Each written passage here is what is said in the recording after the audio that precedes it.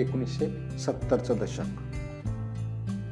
70चं दशक म्हणजे सुरुवातच अशी होते आहे की पूर्व पाकिस्तानमधील आंदोलन सुरू आहे आणि त्यातच 1970चं शतक सुरू होते आहे, दशक सुरू होते आहे. आणि सुरुवातीलाच याच प्रश्नावरून 1971 मध्ये भारत आणि पाकिस्तानमध्ये युद्ध झालं. 1965 नंतर परत एकदा 1971 मध्ये भारत आणि पाकिस्तान यांच्यात लढाई झाली. ते सुद्धा कारण होतं पूर्व पाकिस्तान. कारण तिथे मोठ्या प्रमाणात आंदोलन होते, तिथे अत्याचार लोकांवर केला जात होता आणि तेथील लोक भारतात निर्वासित मधून येत होते. भारतावर त्याचा फार मोठा परिणाम होत होता. म्हणून अपरिहार्य कारणास्तव भारताला यात हस्तक्षेप करावाच लागला. त्याचाच परिणाम 1971चं युद्ध म्हणतो. आणि या 1971च्या युद्धाची परिणिती काय झाली तर बांगलादेशच्या निर्मितीत 1971च्या युद्धामुळे हा नवीन देश बांगलादेश निर्माण झालेला आपल्याला दिसतो. 1974 मध्ये जेव्हा म्हणजे 1971 हे प्रकरण संपलं आणि 1974 मध्ये जेव्हा इंदिरा गांधीच पंतप्रधान होत्या तेव्हा त्यांनी देशात सर्वात प्रथम अणुचाचणी ज्याला म्हणतो आपण अण्वस्त्राची चाचणी केली. पोखरण या ठिकाणी अणुस्फोट घडून आणला. त्याची यशस्वी चाचणी 1974 मध्येच इंदिरा गांधीने केलेली आपल्याला दिसते. 1975 मध्ये परत एक नवीन प्रकरण घडलं ते म्हणजे सिक्कीमचं. सिक्कीम हे भारतात सहभागी झालं आणि त्याला सुद्धा संघराज्याचा दर्जा भारतानं दिलेला आपल्याला दिसतो. अशा प्रकारे हे जे 1960 नंतरच्या काही ज्या घडामोडी आहेत त्या फार महत्वाच्या घटना पटपट फास्ट लवकर घडताना आपल्याला दिसते आहे. त्यानंतरच 1975ला हे होते आहे, पण 1974ला सार्वत्रिक लोकसभेच्या सार्वत्रिक निवडणुका झाल्या आणि या सार्वत्रिक निवडणुकीत इंदिरा गांधी विजयी झाल्यात. पण त्यांच्यावर या सार्वत्रिक निवडणुकीत प्रशासनाचा गैरवापर केल्याचा आरोप झाला. ते आपण या डॉक्युमेंटरीच्या माध्यमातून समजून घेऊया. 1974 मध्ये ज्या सार्वत्रिक निवडणुका झाल्या त्या निवडणुकीमध्ये इंदिरा गांधी यांच्या नेतृत्वाखाली काँग्रेस पक्ष सत्तेवर आला.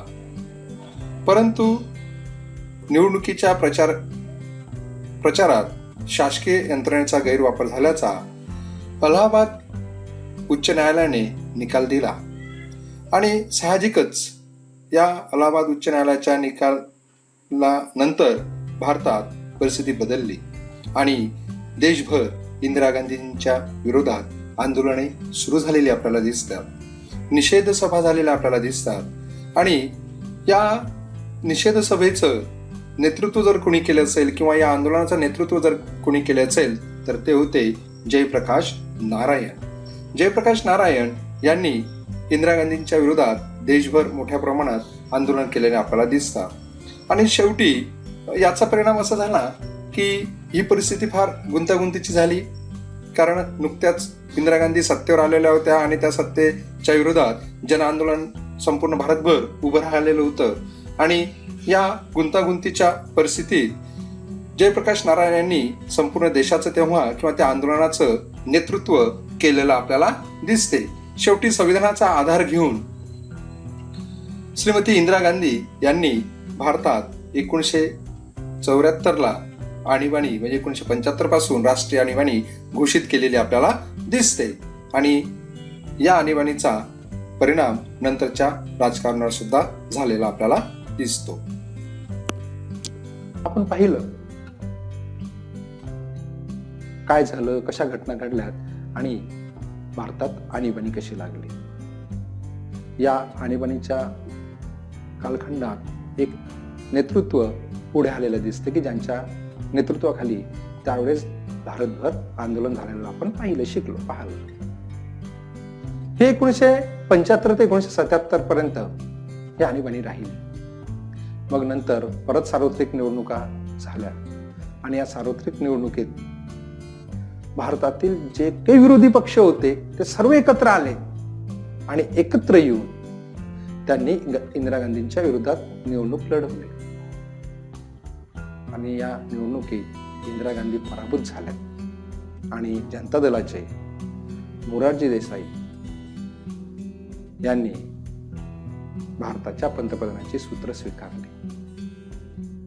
पण झालं काय की एक खिचडी सरकार होतं, अनेक पक्ष एकत्र आलेले होते, त्यामुळे असंख्य मतभेद यांच्यामध्ये होता. या मतभेदाचा परिणाम काय झाला की मोरारजी देसाई यांचं सरकार फार काळ टिकलंच नाही. याच सरकारमधले चरण सिंह हे मोरारजी देसाई नंतर पंतप्रधान झाले. यांचाही कार्यकाळ फार कमी असलेला आपल्याला दिसतो. मग परत 1980ला भारतात सार्वत्रिक निवडणुका झाल्या आणि या निवडणुकीत परत एकदा इंदिरा गांधी पंतप्रधान म्हणून पुढे आल्यात. काँग्रेसची सत्ता परत भारतात स्थापन झालेली आपल्याला दिसते आहे. मग यानंतरचं दशक येते ते म्हणजे 1980चं. 1980चं दशक सुद्धा अत्यंत महत्वाचं आहे. 80 दशकात सुरुवातीच्या काळातच स्वतंत्र खलिस्तानची मागणी जोर धरू लागली होती. हे जे त्या ठिकाणी चालवलं असलेलं जे आंदोलन होतं, या आंदोलनाला अप्रत्यक्षरित्या पाकिस्तानचा पाठिंबा असलेला आपल्याला दिसतो. आणि या स्वतंत्र खलिस्तानच्या मागणीसाठी उग्र रूप पंजाबने धारण केलं होतं. मग याच उग्रवाद्यांनी, हे जे दहशतवादी होते, या दहशतवाद्यांनी सुवर्ण मंदिराचा ताबा घेतलेला आपल्याला दिसतो. आणि या सुवर्ण मंदिरात जे शिखांचं पवित्र स्थान आहे, या पवित्र स्थानात हे शस्त्रधारी दहशतवादी लपून बसलेले होते. त्यांना तिथून काढण्यासाठी इंदिरा गांधींनी ब्ल्यू ऑपरेशन राबवलं गेलं. याचा सविस्तर अभ्यास आपण पुढच्या प्रकरणात करणार आहोत. ब्ल्यू ऑपरेशन कसं होतं, काय होतं, कोणत्या पद्धतीने त्या ठिकाणी त्यांचा बिमोड करण्यात आला, त्यासाठी कोणती रणनीती भारतानं आखली होती, या सर्व गोष्टीचा सविस्तर अभ्यास आपण पुढच्या प्रकरणात करणार आहोत. पण इंदिरा गांधींच्या काळातली ही एक महत्वाची घटना होती. सोबतच ईशान्य भारतात सुद्धा आंदोलनं झाली आणि उल्फा नावाची जी संघटना होती तिने जर आता जोर धरायला सुरुवात केली होती. अमृतसर जे सुवर्ण मंदिर आहे, त्या मंदिरातील अतिरेक्यांना इंदिरा गांधींच्या काळात बाहेर काढलं गेलं. तर 31 ऑक्टोबर 1984लाच इंदिरा गांधीचे जे अंगरक्षक होते, जे शीख धर्मीय होते, त्यांनीच त्यांच्यावर गोळ्या झाडून त्यांची हत्या केलेली आपल्याला दिसते. इंदिरा गांधीच्या मृत्यूनंतर परत देशात शोककळा पसरली. परत एकदा भारताचं नेतृत्व इंदिरा गांधींचे पुत्र ते म्हणजे राजीव गांधी यांच्याकडे आलं. यांनीही अनेक सुधारणा घडवून आणण्याचा प्रयत्न केला. विज्ञान आणि तंत्रज्ञानात फार मोठी प्रगती भारताने केली, ते यांच्याच काळात केलेली आपल्याला दिसते. 1984ला पंतप्रधानांचे सूत्र हाती घेतल्यानंतर विज्ञान आणि तंत्रज्ञानासोबतच आर्थिक क्षेत्रात सुद्धा अनेक बदल घडवून आणले आणि प्रगतीच्या दिशेने भारतानं पाऊल टाकायला सुरुवात केलेली आपल्याला दिसते. यांच्या काळात अधिक परत एक महत्वाची घटना घडली म्हणजे 80 दशकात, ते म्हणजे श्रीलंकेतील तामिळ वंशाच्या लोकांवर होणारे अत्याचार, अन्याय. मग राजीव गांधीच्याच काळात एक महत्वाची घटना घडली, ती म्हणजे बोफोर्स प्रकरण. बोफोर्स प्रकरण काय आहे? तर बोफोर्स नावाच्या तोफा आहेत आणि या तोफा खरेदीसाठी गैरमार्गानं या खरेदी केल्या गेलेल्या आहेत, असा आरोप त्या काळी राजीव गांधीवर झाला.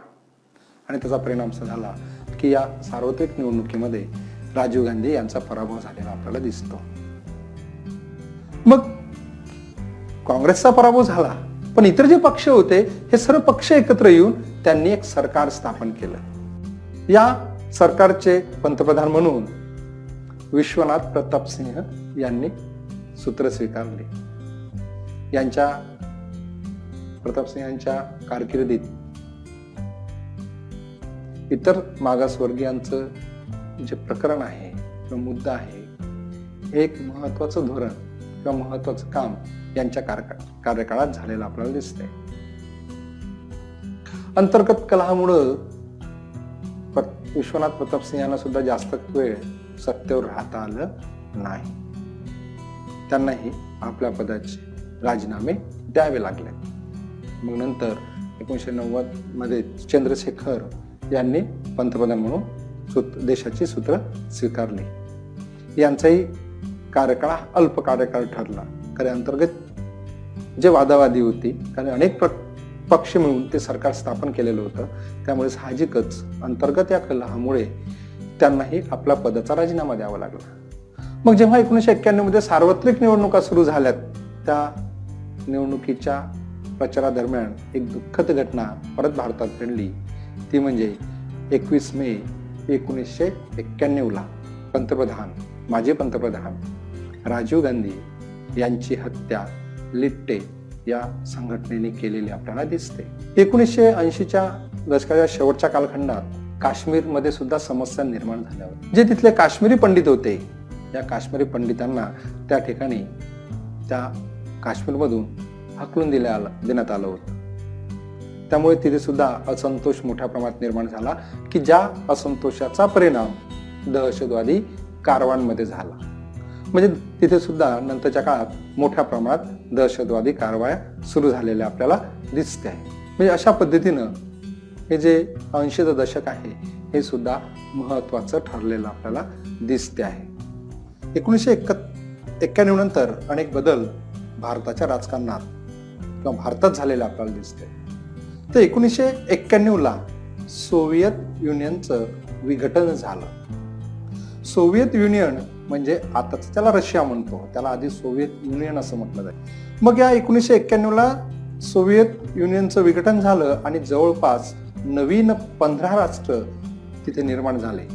त्याचा परिणाम असा झाला की जे 1945 नंतर जगात शीतयुद्ध चालू होतं, ते शीतयुद्ध 1991 संपलं. आपल्याला दिसतंय सोव्हिएत युनियन, त्याचे झालेले 15 राष्ट्र ते आपल्याला दिसते आहे. त्यानंतर याच काळात भारतात सार्वत्रिक निवडणुका झाल्या. 1991 पी नरसिंहराव हे भारताचे पंतप्रधान होतात.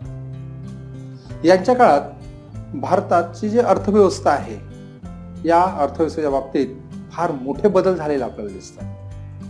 फार मोठे बदल झाले, कारण जागतिकीकरणाचा स्वीकार त्यांनी केला. आणि त्यावेळेस आवर्जून सांगावंसं वाटते की त्यावेळेस त्यांच्या मंत्रिमंडळात अर्थमंत्री म्हणून मनमोहन सिंह होते. त्यानंतर यांच्याच काळात भारतात काही महत्वाच्या घटना झाल्या. 1991 बाबरी मस्जिद, ज्याला जे प्रकरण म्हणतोय बाबरी मस्जिदचं, हे प्रकरण 1991 मध्ये झालेलं आपल्याला दिसते आहे. मग 1996 मध्ये 1996 ते जवळपास 99 पर्यंत या काळात कोणत्याही पक्षाला बहुमत प्राप्त झालेलं आपल्याला दिसत नाही. त्यामुळे या 2-3 वर्षा कालखंडात अनेक प्रधानमंत्री भारतात होऊन गेलेले दिसतात.